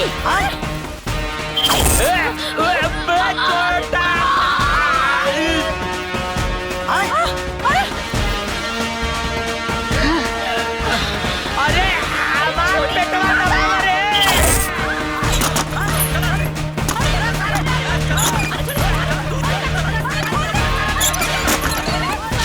ए जी। अरे चाबी दे तो देख। इली ताला लगाई। अरे एक बंद कर दे इंसान ने, खोल ले। और ये के चलते को फैला। अरे खोला सन। ले चाबी ला। ये खोला रे। नहीं ठीक नहीं है बताए तनी। अब सब दुश्मन लोग ना एक साथ बा। अब जेकरा के जौन मन करे ना तौन करा। अरे तो हम निकरा बाहर, चाहे एक दूसरे के कपार फोड़ी, चाहे हाथ गोड़ फोड़ के एक कर दी, चाहे लड़ी चाहे मरी। खोल ले। छटको खोल। चली चली। अरे भाई खुशखबरी खुशखबरी खुशखबरी। सतरंगी नौरंगिया के पतोहिया घर में बंद कर देलस। खुशखबरी खुशखबरी। चखवा का? ई कहां से आवता हो? पता ना। कैसन खुशखबरी रे? खबर बा कमाल, सुन के हो जे बोलोग निहाल। का भइल रे? नौकी पतोहिया के राज भई, नौरंगी सतरंगी के इलाज भई। क्या मतलब? मतलब ई कि जे सास पतो पूरा गांव भर के हिला देलक ह, उ लोग के पतोहिया हिला देलक। खुशखबरी खुशखबरी खुशखबरी। ये कैसे हो गई? खुशखबरी खुशखबरी। ए कलुआ रुक, कैसन खुशखबरी रे? अरे तो की नहीं पता। सतरंगिया नौरंगिया ओकरा बाप बेटा के नईकी पतोहिया कमरा में बंद कर देलस। अच्छा, सास ससुर भाई भसुर नईकी बहुरिया सबके कमरा बंद कर देले बा। अरे बाबू हम कहा था बाबूजी अनर्थ हो जाए भाई। अरे बाबा घर में तो है मुंह भाला भोग। अरे पूरा तेरे का रे। हां तोरे दोनों प्राणी को ऊपर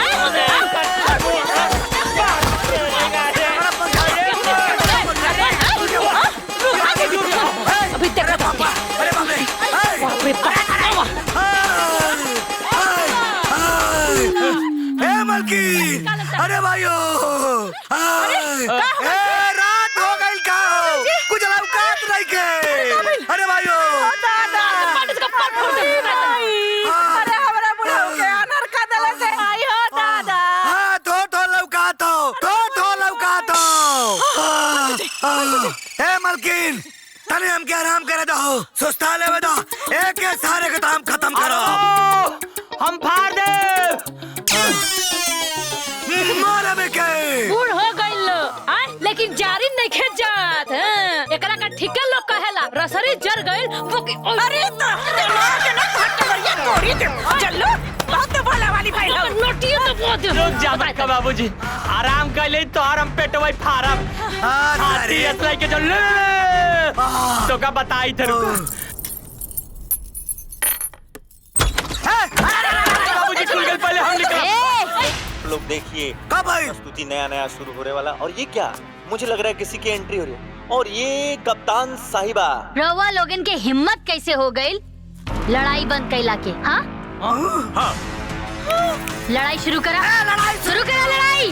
तोहार भतार कमेंट्री मारा था। तू हमारे का जबरदस्ती खेल के घरे में बंद कर डालू हो। तू का चाहता रू जवान तू चाबू है होई ना होई। आ बाबा तोरा जैसन काम बहुत देखनिया। ए छुटको, अब हम ना लड़ब, हमार करेजा हाफ गइल बा। है दुल्हन, अब हमरा करेजा में एनर्जी नहीं खे, अब हम ना लड़ब। चलो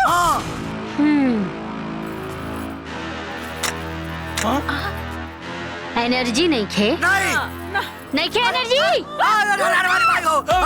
बैठ नहीं भैया, बंदूक लेकर के आई हैं। और देखिए नया गेम शुरू होके जा रहा बा गुरु, कुछ तो होके वाला। हम कहा तानी कि तू लोग लड़ाई करबा कि ना? ना। अरे हम पूछा तानी कि तू लोग लड़ाई करबा कि ना? ना। हम फिर से पूछा तानी कि तू लोग लड़ाई करबा कि ना? ना। ना करबा? ना।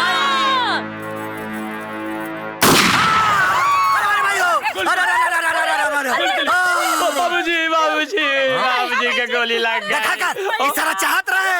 अरे इशारा चाहत रहे, गोली लगे। हाय मारा मारा। बाबूजी अरे भाई अरे और साहिबा बाहर आई और रणयुद्ध में मैदान शुरू। और फिर से एक बार मल्लयुद्ध।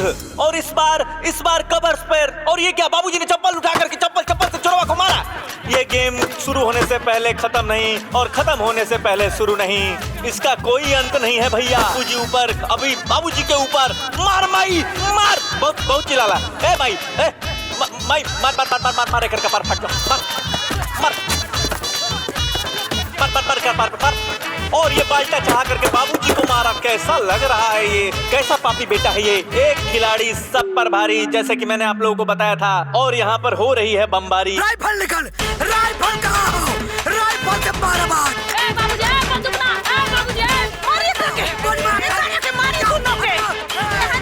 मार भाई के।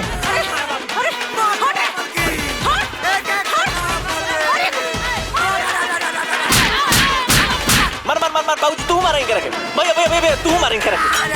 अरे माई चमक पड़ा रे दादा। जी अरे कहाँ बानी जी? कमरिया टूटल रे। पड़ गई जी। और ये देखिए 4 विकेट गिरते हुए 4 खिलाड़ी मैदान में चित होते हुए। अरे सारे पापी, देखा सर कमेंट्री मारा था, जूता से मारा तो कैसा। मुझे लग रहा है अब खुद से ही ड्रिंक ब्रेक्स ले लिया है इन्होंने, एक दूसरे का सर फाड़ करके। इन लोगों को कोल्ड ड्रिंक देने की जरूरत है। इधर मुझे और ये क्या, अचानक दरवाजा खुलते हुए मुझे लग रहा है कि अब कुछ नया गेम होने वाला है। और कप्तान साहिबा अकेले पधारी। मुझे लग रहा है अब और बढ़ेगा बवाल। देखते रहिए इस मैच को। ये देखिए, एक प्लेयर सब पे भारी, हमार मेहरारू 1 नंबर की नारी। चला भैया शुरू हो जाए। लड़ाई के मजा आवता। पूरा गांव में प्रतिष्ठा बढ़ता, चारों ओर तारीफ होखता। अरे घर में लक्ष्मी के आगमन होखता, पूर्वज लोगन के प्रतिष्ठा बढ़ता, मान सम्मान बढ़ता। लड़ी ना लोग, अरे लड़ी ना, लड़त काहे नहीं की लोग? अरे लड़ी ना। जेठ जी, जेठानी जी, बाबूजी, अम्मा जी, का हो गए? रउआ लोगन के मुंह काहे नहीं के खुलत है? हाँ अरे कहीं सच्चाई सुन के शर्म तो नहीं खिलागत ना, लाज तो नहीं खिलागत ना? अरे अगर तनिको भी रउआ लोगन के अंदर जमीर बचल होखे ना तो यह जमीन में धस जाए लोग।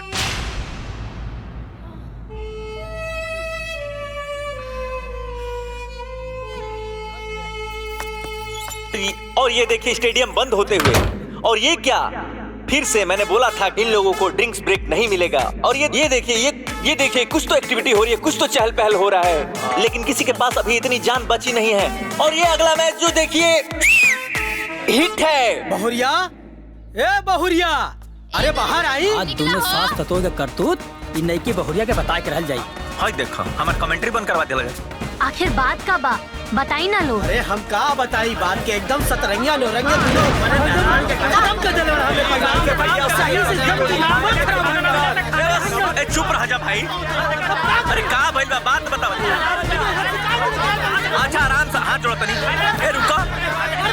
अच्छा भाई रुका जले, रुका जा तनी। एक एक आदमी बोलबा जब तब ना। अरे शांत हो जाई, हाँ। शांत हो जाई लोग, शांत रही, शांत रही। एक एक करके बोलब लोग तब ना समझ में आई। बोली। ए बहुरिया, हमनियों का परिवार वही बीमारी से परेशान बा जौना से राउत परिवार घर में चैन से रोटी खाइल मुश्किल हो गई बा। हमनी परेशान हो गई नीजा, इतना हैरान कैले बा कि नाकी में दम कैले बा। अरे हमार मेहरारू ई पाठशाला में आके एकदम से खराब हो गई बा। दिन भर घर में खिचखिच बजौले बाटे। ए बहुरिया, हमार माई तोरे सास के पाठशाला में पढ़ के परिवार के बर्बाद करे पे तुल गइल बिया। हाँ ए दुल्हीन, अरे बुढ़िया ना हमनी के मर्द मेहरारू के बीच में हरदम झगड़ा हाँ। करेली, और घर में कलह करकच मचावल करेली, हमारा पीटी करे पे उतर। अब बताई एकर कोनो सॉल्यूशन बा? अरे जब राउर पतो कुछ बोले के शुरू करस ना तो रउआ लोग एजा से हट जाई, तब का दीवारी से झगड़ा लगाई। ए बहू, दिन भर दुनिया भर के खाना बनवा के जियान करतिया, और जब रोकता निशान तो मारा मारी करे पे उतारू हो जाती है, और बर्तन मजवावतिया, पानी भरवावतिया, खाना बनवावतिया। एकर का उपाय बाजी? देही हो के उपाय? अम्मा जी, आज से न रउआ अपन पतोह के खाना दियल ही बंद कर दी, बस सुधर जाइयो। ए भैया, हमरो भौजी कम नहीं खे हो, कबो सब्जी में नून कम, कबो दाली में नून कम, कबो सब्जी जरा देली, आ कबो कबो तो खानवे ना बनावेली, दिन भर रील बनावत रहेली, भूखे पेट छटपटात रहेनी भैया। अब एकर का करब? दे उपाय होके। भैया जी, रउआ बस एक काम करी कि उनका जो मोबाइल बा ना ओकरा के छीन के कोनो कुआं में जाके फेंक दी, फिर देखिए कैसे वो टेस्टी टेस्टी खाना बना के रउआ के खियाई। ठीक बा ना? और केहू के कोनो दिक्कत तो नहीं खे ना? समस्या के समाधान मिल गेल ना सबका। अब सुन ले साफ साफ बात, जे तरह हमारे मेहरारू बतेल बड़ी उतरी उतरी जाके कर दा जा, तो उनके प्रॉब्लम सॉल्व हो जाई। यही से हम कहिला कि हमार मेहरारू जिंदाबाद। जिंदाबाद काहे ना रही जी? अरे हाँ, जिंदाबाद एक खातिर रही कि हम मान गए कि आप स्वतंत्रता सेनानी परिवार से आविला। चली। ए बाबू, अरे तो मेरा रुआ ना। माई, हमरा तोहरा से कोनो बात नहीं खे करे के।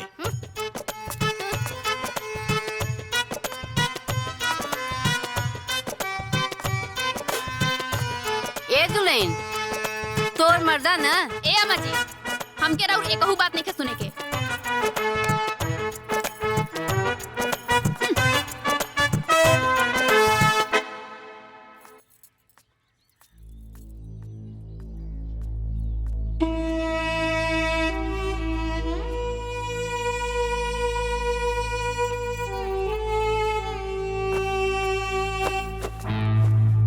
ए बाबू, काहे ना तू लोग हमरा से बोलत तारा? देख माई, हमरा से तोहरा से बातें नहीं खी करे के हैं, न हमनी की बात करब जा, न कोनो प्रकार के झगड़ा हुई। और हाँ, अगर इहू कुल से रउर आदत ना सुधरी ना तो हमनी के सब लोग रउआ से बात कइल बंद कर देहल जाई। हाँ माई, अब तोहरा के सोचे के बा कि तोहरा के तोहर परिवार पसंद बा कि तोहर आदत। चल बुढ़िया, चल चल। सुबेरे से कहता नहीं बर्तन मांजे के बहाना करतिया। चल हट बुढ़ी कहीं के, चल।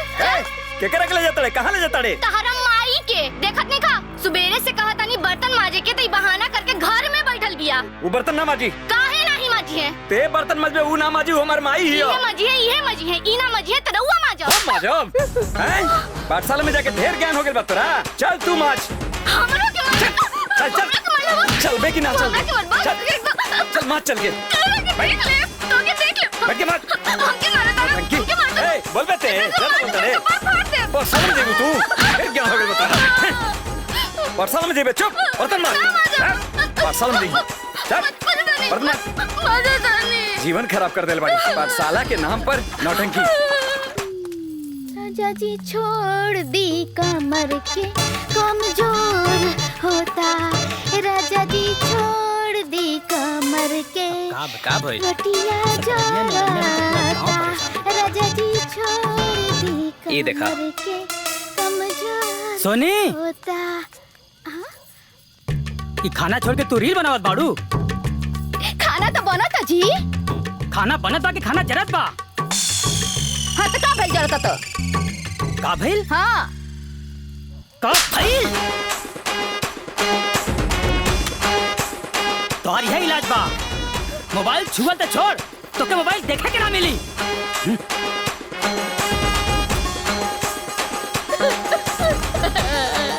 अरे माई रे माई, पतना के बेटा हमार मोबाइलिया फूक देलस। अब हम कैसे रील बनाई रे माई?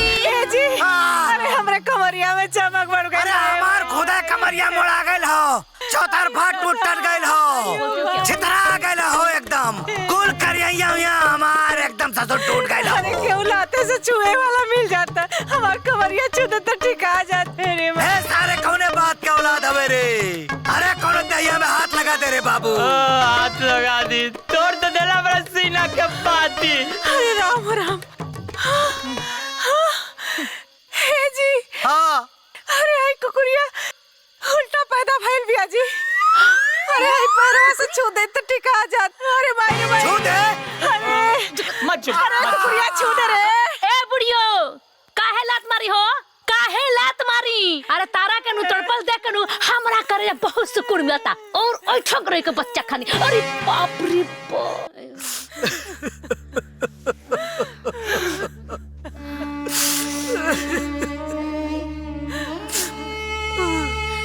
तेरा सारे तेरा हमारे के प्रति निर्दयी हो गए रे, निर्दयी हो गए। काहे निर्दयी न हो जाए? पहले इसने रनिए मटका बाबूजी, तो दोनों जने हमरा ऊपर इल्जाम लगाओ तड़ा। बाबूजी, रउआ नु हमरे से पहले बात करल बंद कर देनी। आय दोनों बेकत मुंह भुला के बैठ गनी लोगिन। अच्छा, हमने का मुंह भुलावल तो दोनों परानी के लौ कइल। ए माई, जब एक घर में राहक बते काहे न लौकी रे? हां पूछले काहे ना पूछले? हां कि मोटका बाबू काहे कैसे आइल बड़ो? काहे ना पूछले? काहे पूछी मोटका बाबूजी? तू पूरे गांव में टाल टाल के हमरे ससुरारी के बदनामी करता। हमरो के खीस बन गइल। हां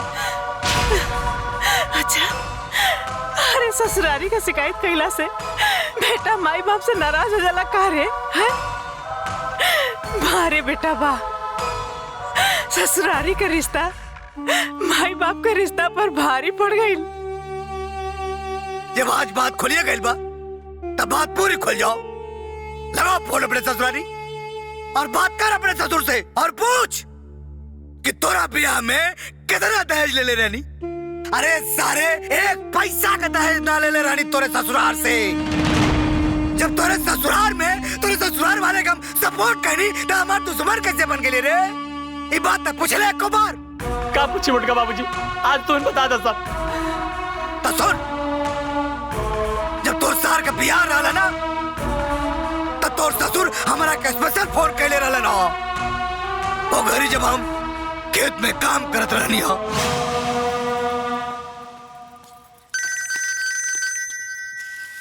अरे समधी जी का फोन हो।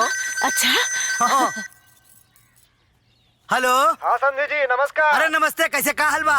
एकदम फर्स्ट क्लास, बढ़िया बा, एकदम टकाटक। और समधन जी कैसन बा? अरे बानी है, देखा ही है, निराई गुड़ाई करत नहीं सुन के। चलिए बहुत बढ़िया बा। रहुआ हमार बेटवा के शादी में ना आईनी कोनो बात ना, लेकिन हमनी के प्रेम कम ना भइल। अरे ना उते हम तो जनता है बानी, कोनो बात ना। हाँ तो सुनी समधी जी, हम दमादे के हाथ से समधिन जी के लिए साड़ी और आपके लिए धोती भेजले बानी। अरे अच्छा। खाली अच्छा से काम ना चली। आपके जौन हम कपड़ा भेजले बानी ओके पहिर के आप और समधिन जी एगो सेल्फी लेके हमारे पास भेजी। अरे बिल्कुल बिल्कुल बिल्कुल, तब हमके यकीन हो। अरे भाई भेज देव। और अपन ख्याल रखिए। हाँ अच्छा, प्रणाम। आशीर्वाद आशीर्वाद। कहो है मलकिन काजी तो करे ससुरारिया से धोती और कुर्ता भेजोले रहने लोग कहत हमें लोग जवन। हाँ पता ना जी, हमरा से तो ना कुछ कहले सन। बतौलेस ना। हाँ ना कहो चला हो सके तो भुला गए लो। जाते ही घरवा हाँ पूछ ले चला। अब भुलाए लो देखा हो गया तोहरिया देखा। हाँ ठीक बा। तो यहाँ के हमरा से आके पूछनी कि एकनी के तोहरा के साड़ी कपड़ा देले है कि ना, समधियाने से आइल बा। तो हम कहनी कि ना। और तोरा से जब हम पूछने थे तका कहले हाँ बताओ। करे तोरे ससुररिया से जवन धोतिया कुर्ता वाला कपड़वा आवेला आयल है कि ना? अरे मोटका बाबूजी आ जाए तो आगे पीछे मिल ही जाई। अच्छा भाई ना आयल हो। तू दोनों मर्द मेहरारू के बाद हम अपना काने से सुननी तोहनी के बतियावत रहला सन आपस में कि माई बाबूजी के साड़ी कपड़ा ना दियाई, उन लोगन के पसंद ना आई। करे तोहनी के हमनी से बहाना बना देला सन। अरे बुढ़ियो तू ढूका लाग के हमने दोनों बेकत के पास न तोड़वा हो। आय तू कैसन सास बड़ू हो? अरे हम तोहनी के बात सुने ना करन। अरे हम तो वो दिन गिलासी में दूध लेके तोहनी के देवे करनी। बाकी भगवान हमरा के सुना देले। अरे तोहनी के मन में हमनी के प्रति कितनी इज्जत बाना भगवान दिखा देले। अरे भगवान हमनी का आँख खोल देले रे। माई बाप के साथ एगो साड़ी धोते खातिर तोने स्वार्थी बन गया सन। अरे बेवकूफ, महतारी बाप के साथे एगो साड़ी खातिर तोने अपन औकात दिखा देला सन। तोने के यह सोच देख के ना तोने से नफरत हो गई। अरे जवान औलाद अपने महतारी बाप के साथ साड़ी खातिर ऐसा कर सकेले? वो महतारी बाप के बुढ़ापा में ढो कैसे सकेले रे? गिड़ा हो गए तो नहीं से रे, गिड़ा हो गए। वाह बाबू वाह,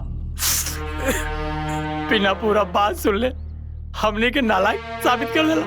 गद्दार का ताड़ू माई। हाँ सुने चाहता ना पूरा बात तो सुना, हम बता नहीं पूरी बात का।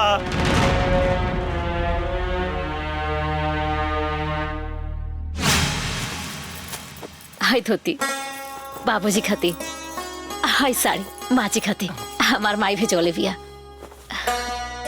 निमन बानू? ठीक ठीक बा। वो कहा न जी, ये दोनों के कलर तो बहुत बढ़िया बा, लेकिन माई बाबूजी के दोनों अच्छा ना लागे। वो कहा है कि तोहार नैहरा हमार ससुराल दोनों इज्जत के बात बा। बात तो सही कहता नहीं। ए जी बाजार से जाके न खूब बढ़िया एगो साड़ी एगो धोती किन ले आई। ऐसे हमारा माई बाबूजी के इज्जत भी बात जाई और रार ससुराल के भी। ठीक बा, ला एक चौपट के रखता। बात समझ में आ गई ना मोटका बाबूजी। अगर हम दोनों परिवार की इज्जत बचावे खातिर ऐसा कहीं नहीं है, इतना छोट बात खातिर अपना बेटा और पतों के ऊपर से भरोसा उठ गया मोटका बाबूजी। बताई लोगिन हमरा जैसा न भागिन, बिन माई के बेटी पर रहुआ लोगिन हमरा पर इतना बड़ कलंक लगा देनी लोगिन। बाबूजी ये जान के हमरा बहुत दुख भइल, बहुत दुख भइल। गलती हो गई बेटा, बहुत बड़ी गलती हो गई, लेकिन क्या करती, हमारा तोरो पर गुस्सा आ गया रे। अरे कुकुरिया देखा तनी, देखिए बाबूजी अभी यहाँ के हमारा का कुकुरिया कह के गरिया बतानी। दुल्हैया अरे हमरे मुंह से निकल गई रे। अरे दुल्हैया, अरे सारा नफरत ना गलत फहमी की वजह से भइल बारे। हमरा के माफ कर दे दुल्हैया। बाबूजी ए बेटा, अब नफरत के बोझ उतार दे लो, माफ कर दे रे बाबू। घर के बड़ बुजुर्ग हाथ जोड़ के माफी मांगता।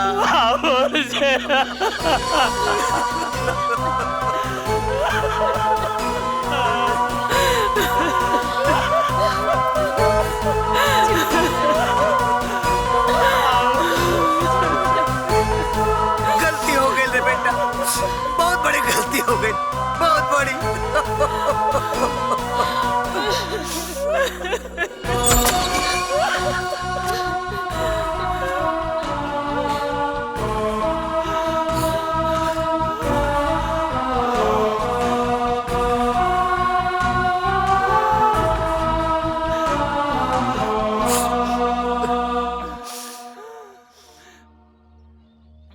ए भैया ए भैया काहे कदी बाबूजी के गोदी से हटला और ये काहे आंख के आंसू पोछत रह? और बाबूजी तू रोत रह? ए भौजी तू रोत रू और मैं तू काहे कदी आंख के आंसू पोछत रह? हमारा देखते भाभी तू चुप हो गेलू। रो ल जा, खूब जी भर के रो ल जा, रो ल जा। अरे इतना साल के जो मन में अपना दिल में नफरत एक दूसरा खातिर पल्ले पड़ जाना, वो आज आंसू बन के बहे दसन रे। रो ल जा जी भर के। हाँ बाबूजी, ये एकदम ठीक कह रहल बाड़े। अरे जब रहुआ लोग हमनी के सामने गला फाड़ फाड़ के झगड़ा कर सकेनी तो हमनी के सामने गला रखे रो काहे ना सकेनी? हाँ बाबूजी, भैया बोली ना दीदी, अम्मा जी। अरे ये दिन देखे खातिर तो हमनी दोनों परानी न जाने कितना प्रयास कैनी है और आज देखी ना हमनी के प्रयास सफल हो गइल बा।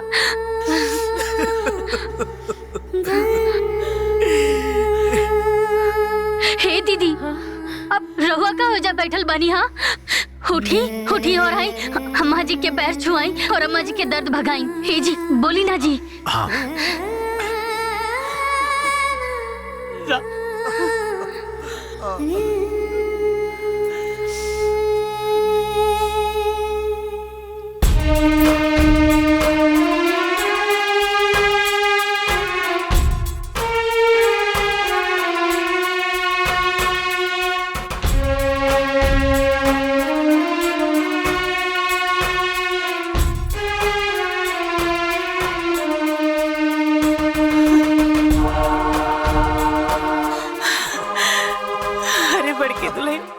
लागत बा के दिल से छुअत बाड़ू।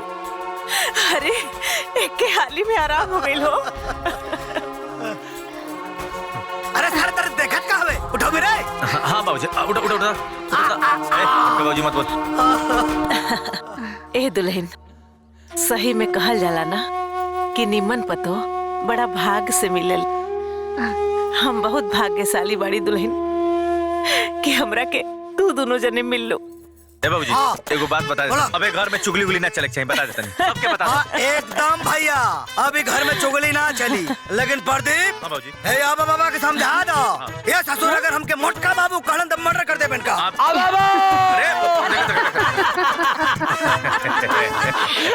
बहुरिया, तोहर बतावल उपाय से पूरा गांव के बवाल खत्म हो गई। तोहर बहुत बहुत धन्यवाद। पूरा गांव में शांति बा, यही से आभार व्यक्त करे आयल बानी सन। अरे भैया, खाली तोहनिए लोगन के घर के समस्या ना हल भइल हो, हमनियों के घर के कुछ झंझट खत्म हो गई। बाबूजी, तो आखिर मेहरारू के कर हई। अगर तोहन लोगन के समस्या के होके दूर भइल बाटे, खाली हमारा मेहरारू के वजह से, यही से कहिला हमार मेहरारू हमार मेहरारू।